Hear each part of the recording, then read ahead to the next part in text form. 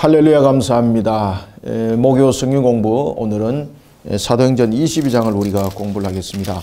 자, 사도행전 22장은 우리가 이제 지난주에 봐왔던 것처럼 사도 바울이 예루살렘에서 이제 그 유대인들에 의해서 역경을 겪게 되는 거죠. 유대인들에 의해서 사로잡히게 되고 그리고 그의 생명이 위험에 이르게 됐을 때에 하나님께서 천부장을 움직이죠. 그때 천부장이 글라우디오죠, 그죠? 글라우디오.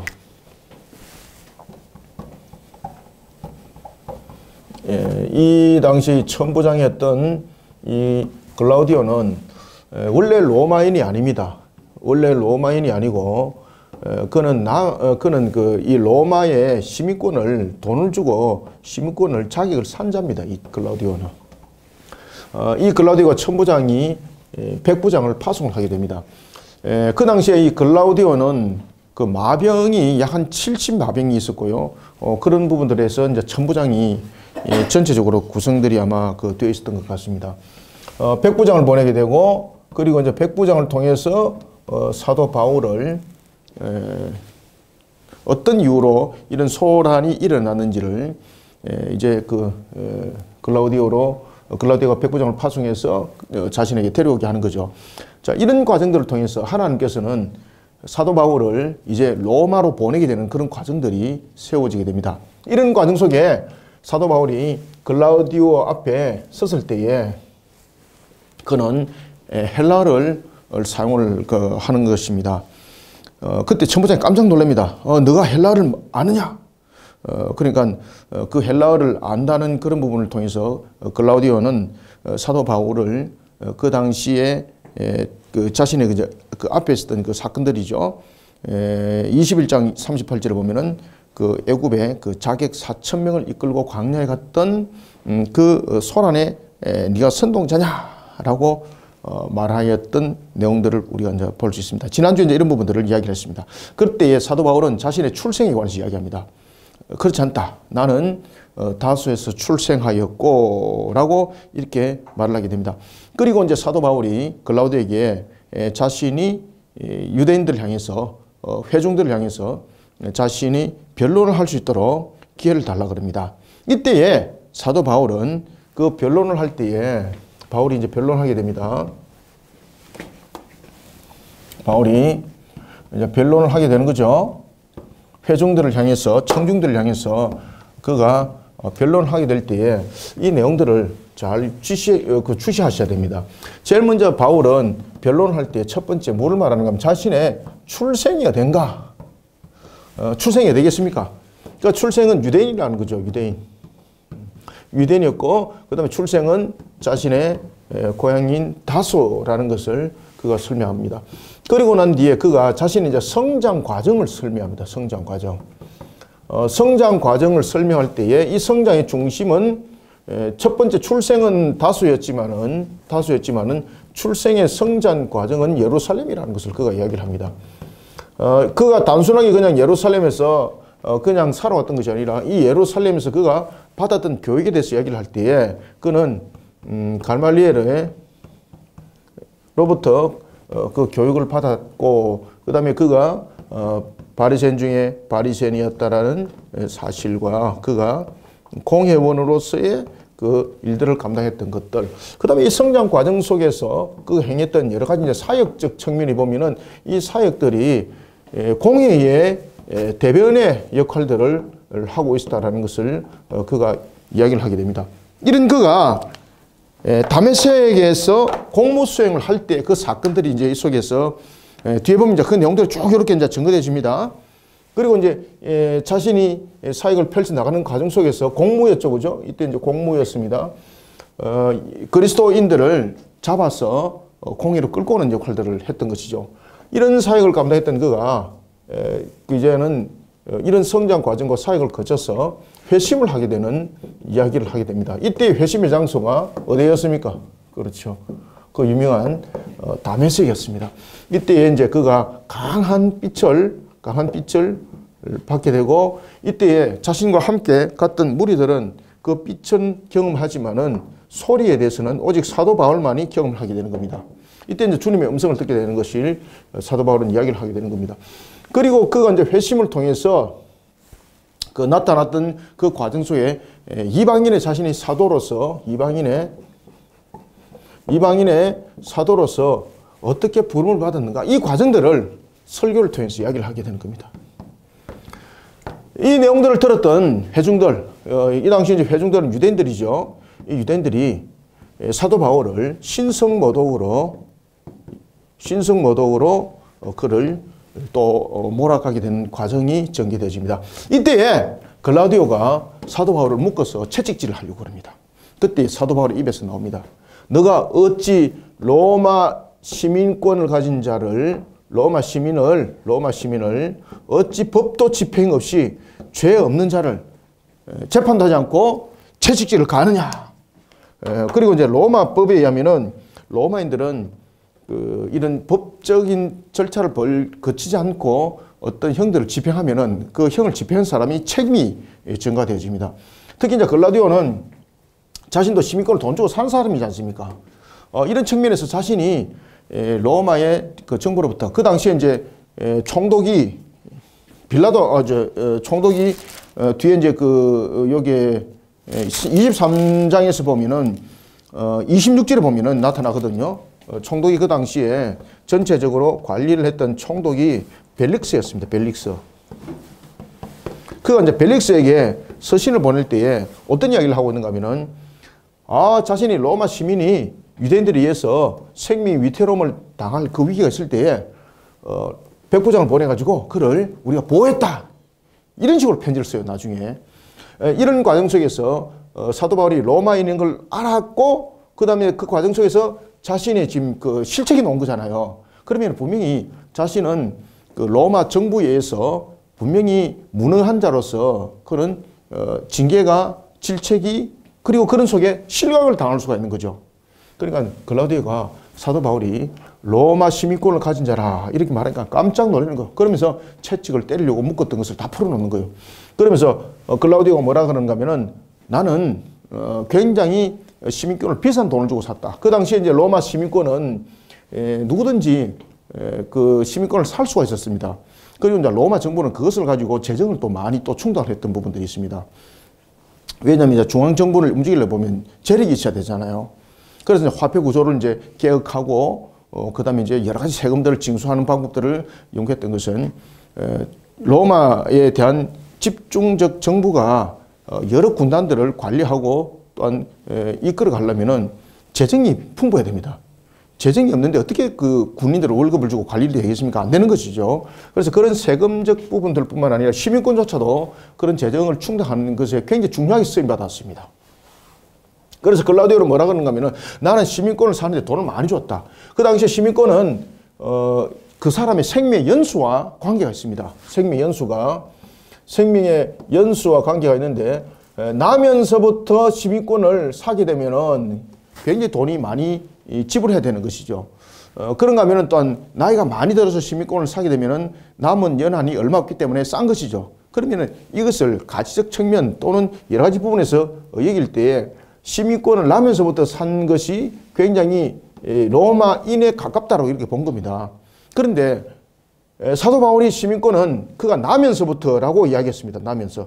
여기서 나면서부터라는 것은 두 가지를 이야기합니다. 첫 번째, 여기서 나면서부터 말하는 것은 사도 바울이 어떻게 시민권을 산지에 대해서는 성경은 말하지 않지만은 이제 야사에 하면 두 가지가 분명한 부분들이 부각이 되고 있습니다. 첫 번째는 나면서라고 말하는 것은 그가 고향이 다소잖아요. 그죠? 다소에서 가정이 매우 부하였다라고 이렇게 볼 수가 있는 겁니다. 그래서 나면서부터 시민권을 살 정도로 집이 부자였다는 것이고, 두 번째는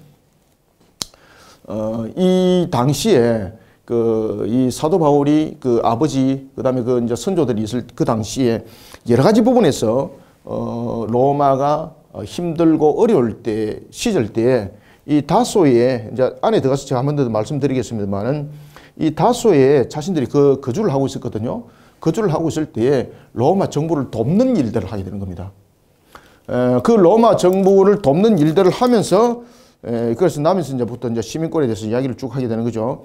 나면서부터 시민권을 가졌다는 것은 이와 같이 부를 가지고 그가 시민권을 산 경우가 있고, 두 번째는 공로로 의해서.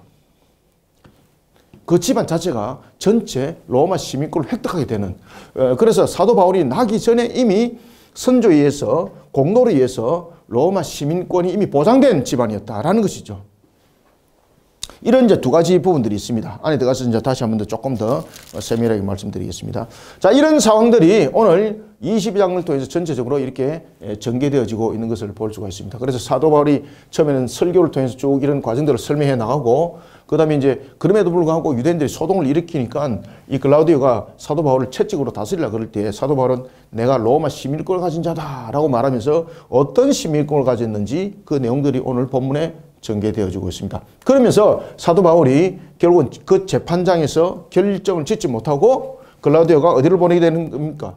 총독인 벨렉스에게 보낼 때에 그 신변을 전부 다 보호해서 보냅니다. 그러니까 하나님께서 만약에 그 글라우디오라든지 이런 부분들을 사용을 하지 않았다면은 사도 바울은 그 현장에서 적사했을 것입니다. 그리고 그가 로마에 가리라 했던 부분들을 통해서도 하나님께서 그를 로마로 보낼 때도 그의 신변을 악한 자들을 통해서 하나님께서는 그 모든 뜻을 이룰 때도 이용을 하는 경우들이 있었죠. 그죠?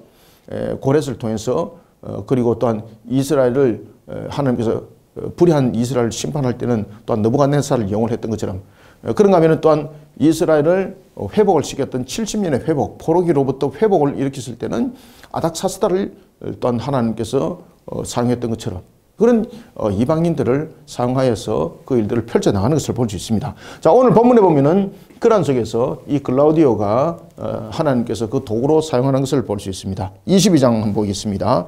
부형들아, 내가 지금 여러분 앞에 변명하는 말을 들으라. 자, 사도 바울이 이제 붙잡혔습니다. 그죠? 사도 바울이 붙잡힌 것은 한편에 보면은 그가 사로잡힌 자가 되기 때문에 굉장히 불행한 지금 위치에 놓여있다 이렇게 볼 수 있는데 결코 그렇지 않습니다. 만약에 사도 바울이 천부장을 통해서 천부장이 백부장을 파송하여서 그를 사로잡아 오지 않았다면 사도 바울은 유대인들의 그 회중 속에서 그는 살아남지 못했습니다. 그리고 이제 그 사도 바울이 이제 천부장 글라우디오에게 앞에 서게 되는 거죠. 그때 글라우디오 루시아는 사도 바울에게 헬라어를 쓰는 것을 보고 깜짝 놀랍니다. 그리고 사도 바울은 글라우디오에게 자신이 변론할 수 있도록 기회를 달라 그럽니다. 그리고 천부장이 허락합니다. 그때에 청대 위에 서서 모든 사람들이 들을 수 있는 그 위치에 딱 서서 자신이 어떤 모습으로 지금까지 살아왔는지를 말하면서 자신이 왜 예수 그리스도를 전가하는 증인이 되었는지 그 과정을 쫙 설교를 통해서 설명하는 거예요. 그래서 부형들아, 내가 지금 여러분 앞에 변명하는 말을 들으라.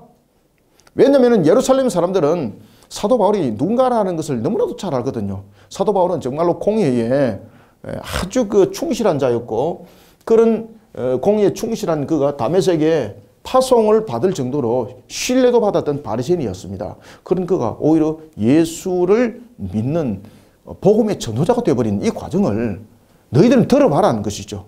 그러면서 이제 진리의 복음을 전하게 되는 겁니다.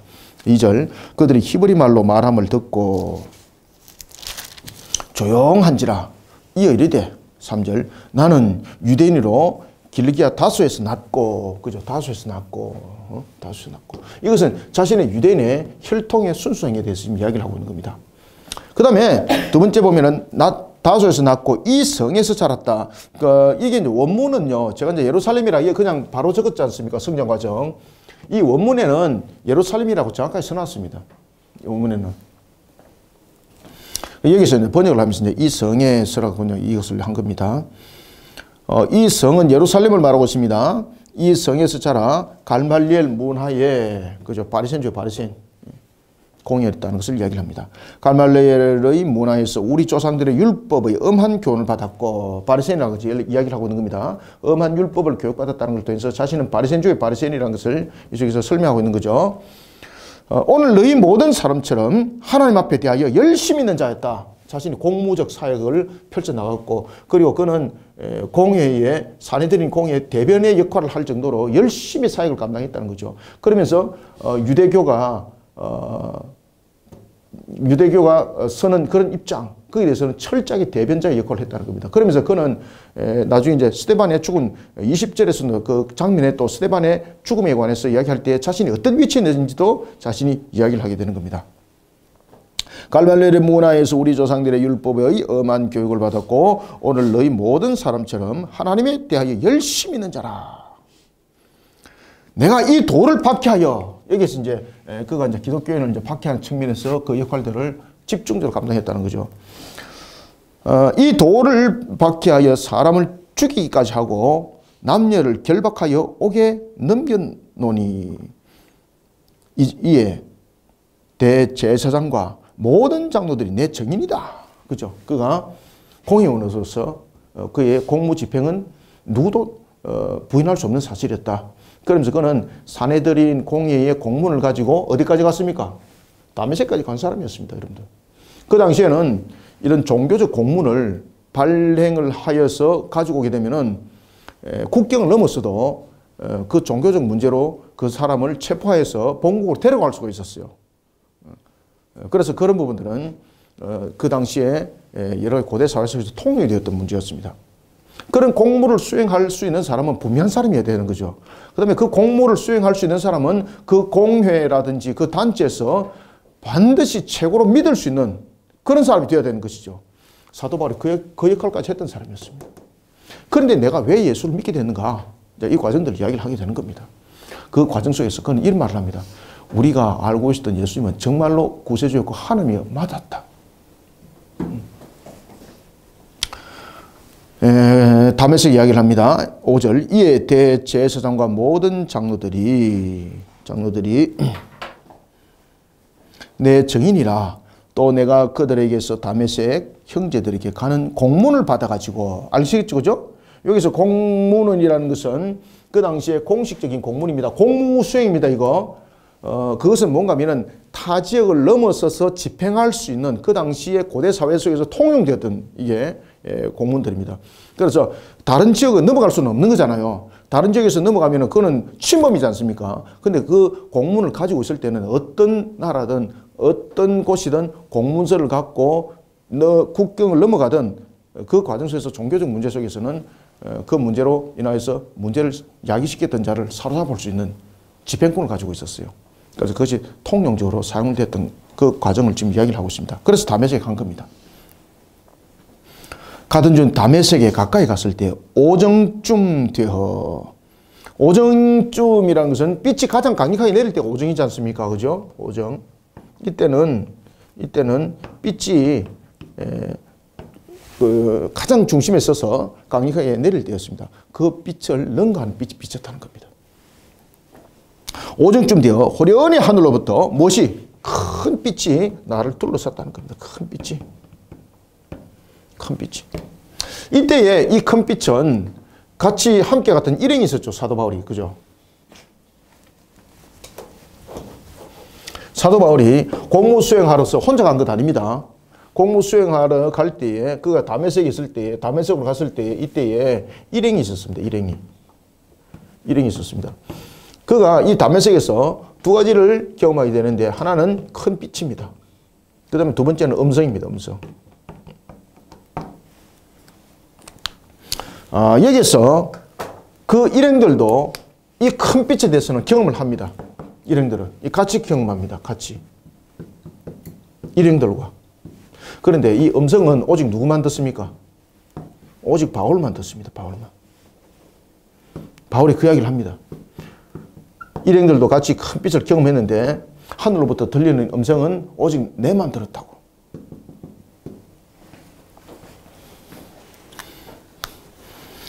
(7절) 내가 땅에 엎드려 들으니 소리 있어 이르되 사울아 사울아 네가 왜 나를 박해하냐 하시거늘. (8절) 내가 대답하되 주님 누구시니까 하니 이르시되 나는 네가 박해하는 나사렛 예수라 하시더라. 자, 여기서 이제 그 예수라는 이름, 나사렛 예수를 왜 붙였을까요? 그 당시에 이제 그 이 예수라는 이름은 유대 사회 속에서 굉장히 흔한 이름이었습니다. 이 예수는. 여호수아도 여러분 예수죠, 그죠? 여호수아. 그 다음에 예수아. 이런 식으로 굉장히 흔한 이름이었습니다. 예수와 여호수아, 예수 이런 부분들이 그 당시에 굉장히 흔한 이름이었습니다. 그래서 지금 자신이 다메섹에서 만났던 이 예수가 메시아라는 것을 확실하게 표현하기 위해서 앞에다가 무엇을 갖다 붙입니까? 그렇죠. 나사렛을 붙인 겁니다. 자, 나사렛에 대해서는 여러분 나다나엘 기억나십니까? 나다나엘이 뭐라고 말합니까? 나사렛에서 어찌 선한 것이 날 수 있느냐. 그죠? 나사렛에서 메시아가 날 수 없다는 것이죠. 그래서 이 지역적 측면에서 이 나사렛을 의도적으로 사도 바울이 딱 붙이는 겁니다. 내가 나사렛 예수를 만났다. 그 메시아였고 하나님이셨다. 우리가 십자가의 못을 박았던 그분이었다. 봅시다. 8절 내가 대답하되 주님 누구시니까 하니 이르시되 나는 네가 박해하는 나사렛 예수라 하시더라. 나와 함께 있는 사람들이 빛을 보면서도 나와 함께 있는 사람이 무엇을 봤습니까? 우리 빛을 봤어요. 근데 그 빛은요 오정에 내렸던 그런 이 빛이 아니에요. 강력한 빛이에요. 강력한 빛. 이 부분들은 같이 일행이 전부 다 경험을 하는 거예요. 일행들도 함께 다 경험했다. 9절 나와 함께 있는 사람들이 빛은 보면서도 나에게 말씀하시는 이 소리는 듣지 못했더라. 듣지 못하더라. 음성은 바울만 듣습니다. 10절 내가 이르되 주님 무엇을 하리까? 주께서 이르시되 이때 이제 사도 바울은 자신이 핍박하려고 했던 그 예수가 하나님의 임재함 속에서 하나님이라는 것을 그가 알게 되는 거예요. 지금 이 장면입니다. 그래서 성령께서 예수님이 하나님이라는 사실, 그분이 십자가에 자신들이 못을 박은 그 주님이 메시아라는 그 사실을 성령께서 깨닫게 알게 하는 장면이 이 속에 다 포함이 되어 있습니다. 그래서 주님 무엇을 하리까? 그러니까 주께서 이르시되 일어나 다메섹으로 들어가라. 네가 해야 할 모든 것을 거기서 누가 이르리라. 회심에 이제 다메섹에 나타난 부분들. 이 속에서 이방인의 사도가 되는 과정을 이제 설명합니다. 그때 그가 이방인의 사도로 세워질 때에 그가 누구로부터 지금 안수를 받습니까? 아나니아는 세 명의 아나니아가 그 사도행전에 등장하죠.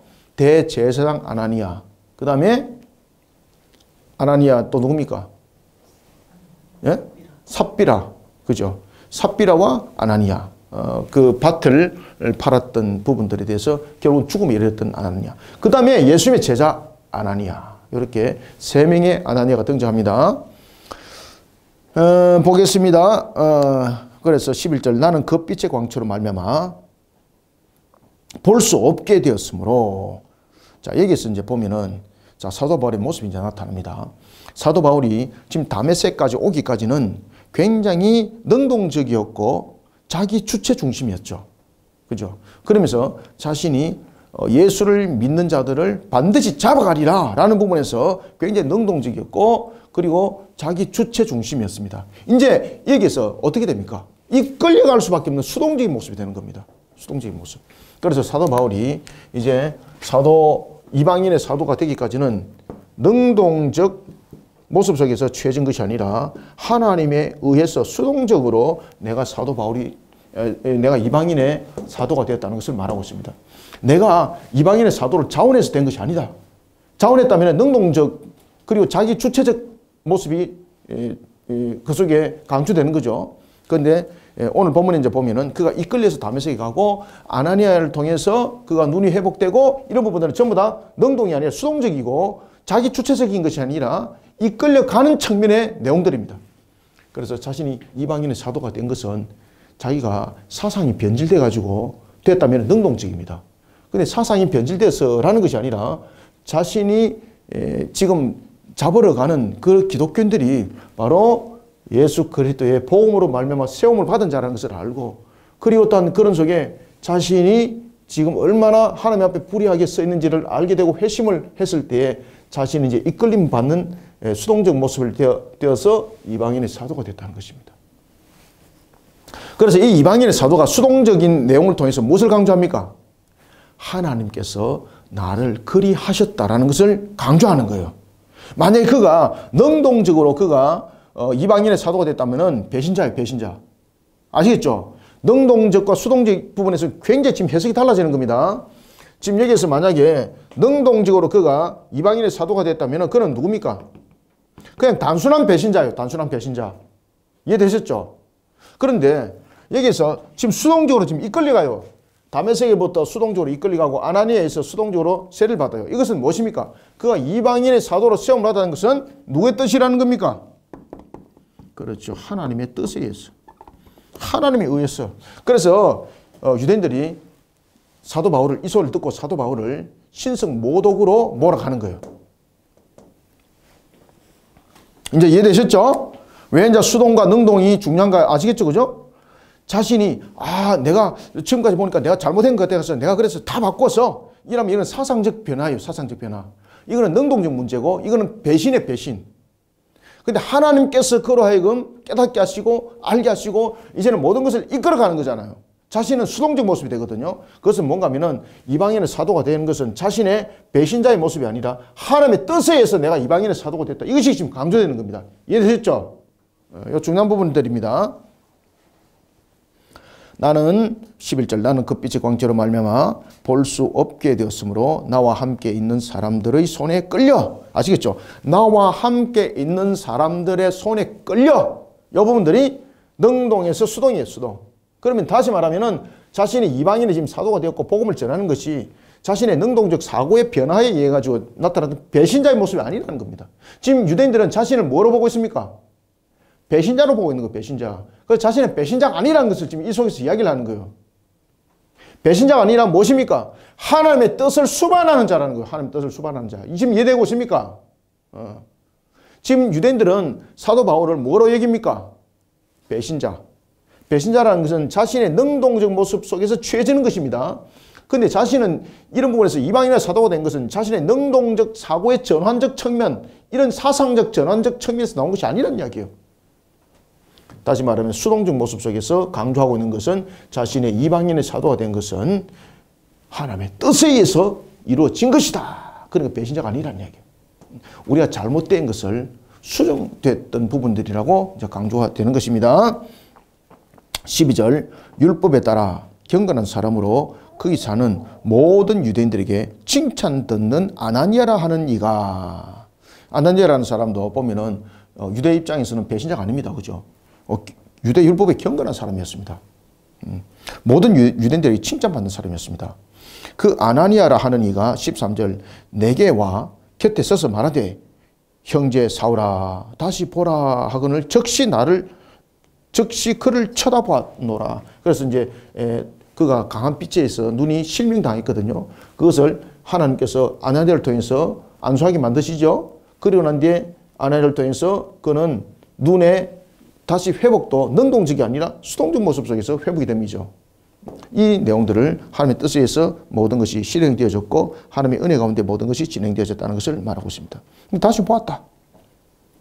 14절 그가 또 내게 이르되 우리 조상들의 하나님이 너를 택하여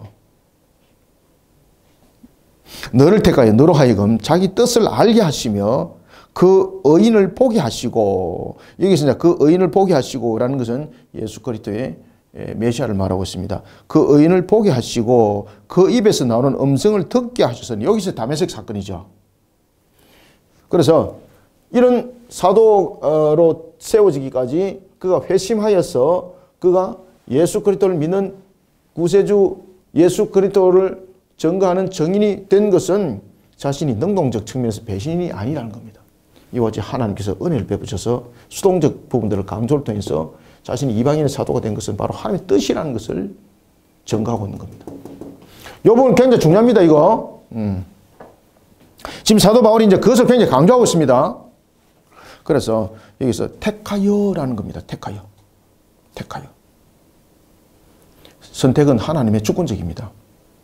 하나님께서 택했다는 것은 자신의 능동이 아니죠. 그죠? 자신의 수동이죠. 하나님의 뜻이 강조되는 거죠. 너를 택하여 너로 하여금 자기 뜻을 알게 하시며 그 의인을 보게 하시고 그 입에서 나오는 음성을 듣게 하셨으니 15절 네가 그를 위하여 모든 사람 앞에 네가 보고 들은 것의 정인이 되리라. 이제 이방인의 사도로서 쓰임 받는데 이제 이방인을 향해서 보내는 것을 이제 뒤에서 이제 전거를 하게 되는 겁니다. 정인이 되리라. 16절. 이제는 왜 주저하느냐? 일어나 주의 이름을 불러 세례를 받고 너의 죄를 씻으라 하더라. 여기서 이제 유대인들이 뿅 가버리는 겁니다. 여기서 뭔가 하면은 유대인들은 자신들은 선민이기 때문에 죄 씻음과는 무관함이 되는 것입니다. 그런데 지금 이 속에서 유대교의 교리를 벗어나 버리는 신성 모독적 측면, 그리고 또한 선민 사상에 대한 것을 짓밟아 버리는 그 내용을 사도 바울이 이야기를 했다는 것이죠. 죄 씻음, 이거는 무엇인가 하면은 16절에 보시면은 세례와 여기서 죄 씻음이 함께 연결됩니다. 여기서 세례와 이제 죄 씻음이 함께 연결되거든요.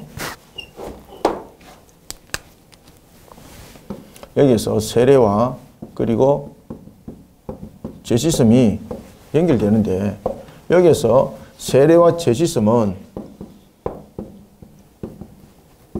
부정 과거형을 쓰고 있습니다.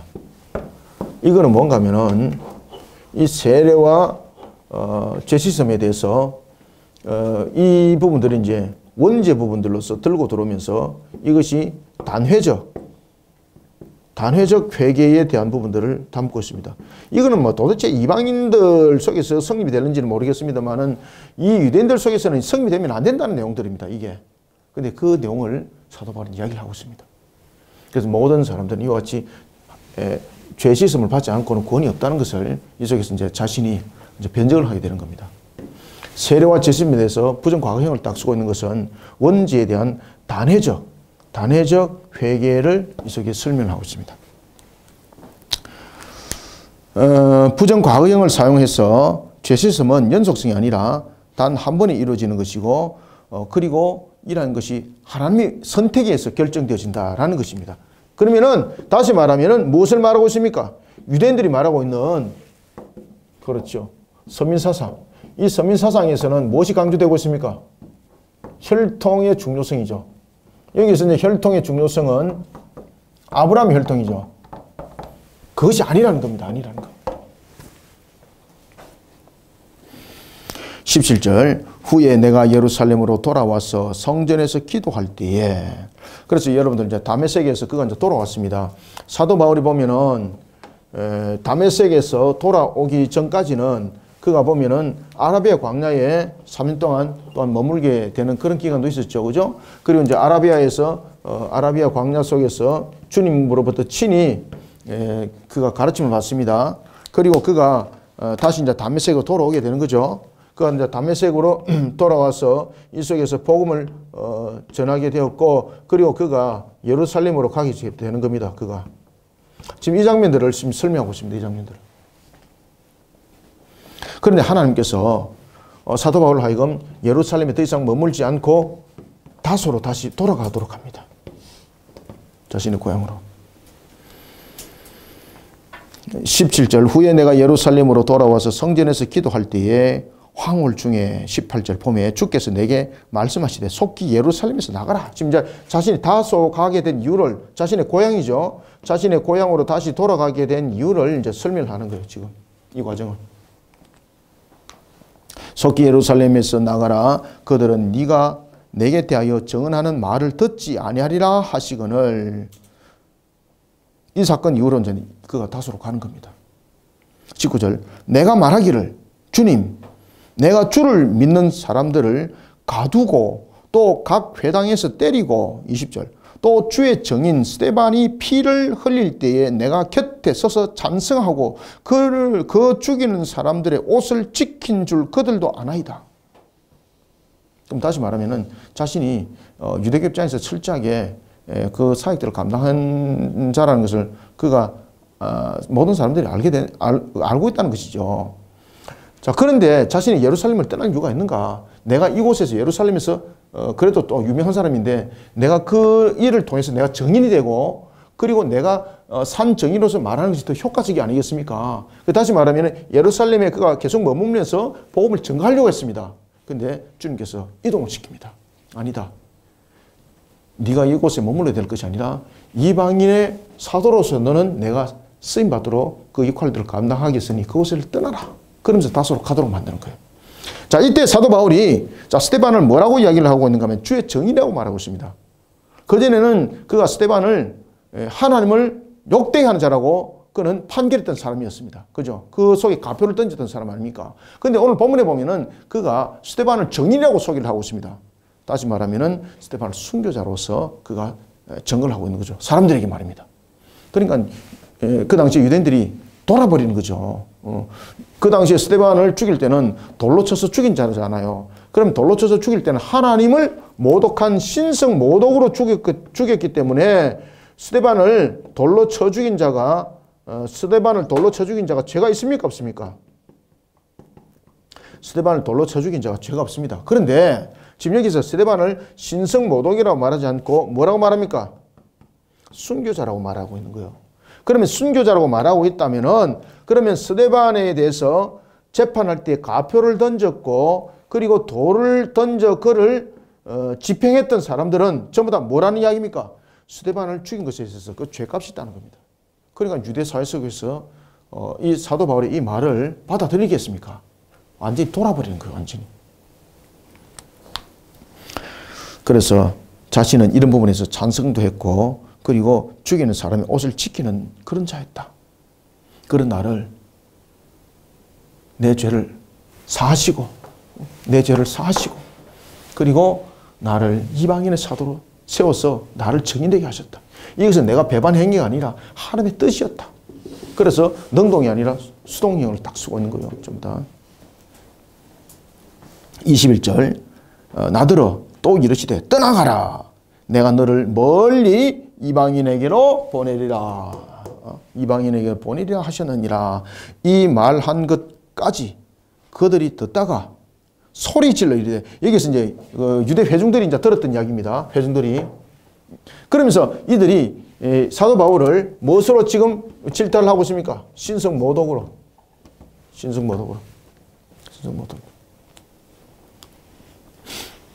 22절 이 말하는 것까지 그들이 듣다가 소리질러 이르되 이러한 자는 세상에서 없애버리자.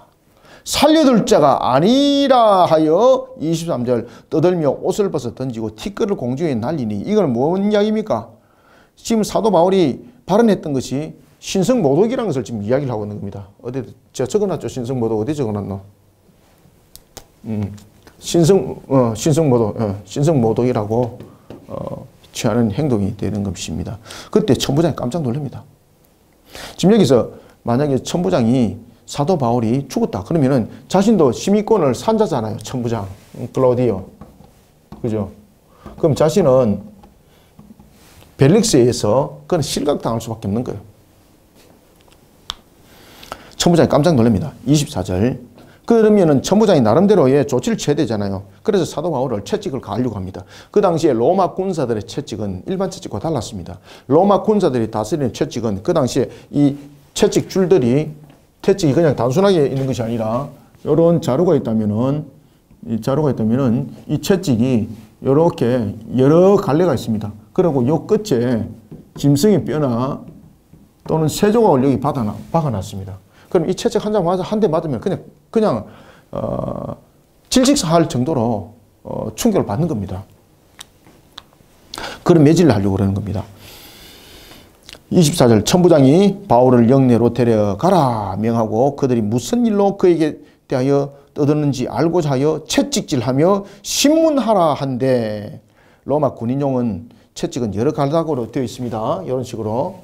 그리고 그 끝에는 짐승의 조각이나 새 조각으로 이렇게 새겨 나가지고 한 방 맞으면 그냥 육신이 그냥 찢어지고 무너지는 그런 엄청난 그런 채찍. 그때 25절 이제 사도 바울을 채찍으로 가하기 위해서 가죽줄로 묶었습니다. 그때 사도 바울의 입에서 이렇게 말합니다. 25절 가죽줄로 바울을 매니 바울이 곁에 서 있는 백부장들이 이르되 너희가 로마 시민 된 자를 죄도 정하지 아니하고 채찍질할 수 있느냐. 로마인에게는 이와 같이 가혹한 채찍을 금지하고 있습니다. 그런데 재판도 지금 안 했습니다. 그러면은 완전히 불법에다가 로마인에게 사용해서는 안 되는 것을 사용했습니다. 그러면 글라우디오는 자신도 천부장으로서 그 자격을 돈 주고 산다지 않습니까? 그러면 로마 정부가 그를 가만두지 않는 것이죠. 왜 그런가 하면 로마인의 가치를 스스로 무너뜨린 자가 되는 것이죠. 용납을 안 된다는 것이죠. 글라우디오가 깜짝 놀라는 겁니다. 백부장도 깜짝 놀라는 겁니다. 백부장 이 소리를 듣고 이제 천부장한테 이야기를 하는 거죠. 26절 백부장이 듣고 가서 천부장에게 전하여 이르되 어찌하여 하느냐 이는 로마 시민이라 하니 천부장이 와서 바울에게 말하되 네가 로마 시민이냐 엄청 놀랐다는 거죠. 네가 로마 시민이냐 내게 말하라 이르되 그러하다. 그때 이제 그걸 이제 확인하는 거예요. 그 과정들을 확인하고 그 당시에 정서들도 다 있고 그렇거든요. 28절 천부장이 대답하되 나는 돈을 많이 들여 이 시민권을 얻었노라. 그때 바울은 뭐라고 말합니까? 나는 나면서부터 로마 시민권이다. 그러면은 로마 시민으로서의 누가 더 높은 자리에 있습니까? 바울입니다. 바울입니다. 당시에 시민권은 돈 주고 산 것 가운데서 그 산 시기가 오래된 것일수록 더 가치가 있는 것이죠. 특히 이제 바울이 시민권을 산 것은 그 당시에 바울이 집에서 굉장히 부하였다라고 이제 첫 번째 볼 수 있고, 그 다음에 두 번째는 그 당시에 이 선조들이 이미 선조들이 다소에서 살고 있었거든요. 그때 폼페이가 장군으로 있을 때에 그 폼페이를 돕습니다. 그 폼페이를 도와서 공로를 샀습니다. 공로. 선조 중에서. 폼페이가 잊을 수가 없는 거죠. 그래서 폼페이가 그 바울의 모든 그 집안을, 그 집안 자체를 무엇으로 삼았습니까? 그렇죠. 그 모든 집안을 로마 시민권을 부여를 했던 겁니다. 이것이 사도 바울이 나기 전의 사건입니다. 나기 전의 사건. 그래서 이 두 가지가 다 성립이 된다고 볼 수 있습니다. 그래서 야사에 보면은 이 부분도 이야기를 하고 있습니다. 그리고 사도 바울이 집도 부했다는 것을 이야기를 하고 있습니다. 사도 바울이 집이 가난했으면 여러분들 다소에서 예루살렘으로 와서 그가 유학을 하겠습니까? 그 당시에 갈말리엘의 수자로서 가르침을 받으려면은 그냥 가서 내 좀 가르쳐 주세요 이래가고 그 가르침 받는 것 아닙니다. 가회에 대한 그 쉽게 말하면 수강료 안 가져가면은 수강이 안 되는 겁니다. 여러분들 아시겠습니까? 그래서 유학을 갈 정도로는 분명히 집은 부했다는 것을 우리는 알 수 있고요. 그 다음에 또 하나는 야사의 다른 역사 자료에 의하면은 폼페이가 그 이제 여러 가지 이제 그 로마를 이제 다스리고 전쟁을 치르는 부분에 있어서 다소 지역에서 그 사도 바울의 선조가 폼페이를 도와서 공로를 사게 되는 건 그 공로에 쉽게 말하면은 상을 주게 되는 거죠. 그 상이 바로 뭔가면은 그 모든 집안이 로마 시민권이 된다는 겁니다. 그러면 그 상이 얼마나 큰가 아시겠습니까? 로마 전체의 한 사람이 아니라 로마 전체 집안이 로마 시민권이 된다는 것은 아주 큰 공로를 세웠다는 이야기입니다. 그죠? 단순한 공로가 아니라 큰 공로를 그 집안이 세웠다는 것을 우리가 볼 수 있습니다. 사도 바울이 그 얘기를 딱 하는 거예요, 지금. 나는 나면서부터라 하니 신문하려던 사람들이 곧 그에게 물러가고 천부장도 그가 로마 시민인 줄 알고 또 결박한 것 때문에 두려워하니라. 아멘. 왜 그렇습니까? 지금 로마 시민으로서의 그 집행들을 바르게 해야 되는데 바르게 집행하지 못했기 때문에 자신에게 큰 곤란이 당하게 되는 겁니다. 그래서 나중에 이 사건을 가지고 자신이 다룰 수가 없는 사건이 되었던 겁니다. 그래서 자신이 이 사건을 나중에 23절에 보면은 누구에게 보냅니까? 26절에 보면은 글라우디오 루시아 이게 지금 이 본문의 천부장이거든요. 글라우디오 루시아가 벨릭스에게 이제 사도 바울을 보내는 일들이 일어나는 겁니다. 그때에 앞에도 제가 말씀드렸던 것처럼 자신이 로마 시민권을 가지고 있는 그를 유대인들이 죽이려 하는데 자신이 백부장을 보내가지고 아주 로마 시민을 보살폈다. 그러니까 다시 말하면은 사도 바울의 문제를 자신의 공로로 지금 삼는 거예요. 내가 로마 시민을 이렇게 내가 보호했다라고 이렇게 이제 엉터리 편지를 쓰게 되는 것은 사도 바울의 이 내용들을 알고 난 서신을 그렇게 썼던 겁니다.